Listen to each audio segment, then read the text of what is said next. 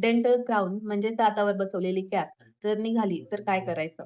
Route canal नंतर किंवा damage झालेल्या दातावर आपण ज्यावेळेस कॅप बसवतो, पण काही कारणास्तव जसं की सिमेंट वीक झाल्यामुळे किंवा स्टिकी फूड खाल्ल्यामुळे ती कॅप निघून जाऊ शकते.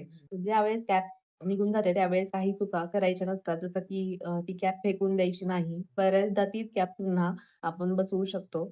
फेविक्विक, एडेसिव्हज किंवा घरचा ग्लू वापरून ती कॅप घरच्या घरी चिटकवण्याचा प्रयत्न करायचा नाही, कारण त्याच्यामुळे दात आणि हिरड्या दोघांनाही डॅमेज होऊ शकतं. कॅप निघालेल्या बाजूने जास्त कडक अन्न खायचं नाही, कारण की कॅप शिवाय दात वीक झालेला असतो. लूज लावून जबरदस्तीने दाबून बसवण्याचा प्रयत्नही करायचा नाही. तर आपल्याला कॅप निघाल्याच्या नंतर काय काळजी घ्यायची आहे? सगळ्यात आधी तर ती कॅप स्वच्छ धुवायची, स्वच्छ डब्यात ठेवायची आणि जेवढं लवकर होईल तेवढे लवकर डेंटिस्टकडे जाऊन ती कॅप बसवून घ्यायची. बऱ्याचदा तीच कॅप आपल्याला डबल बसवता येते, पण जास्त उशीर केला तर नवीन क्राउन करावा लागू शकतो.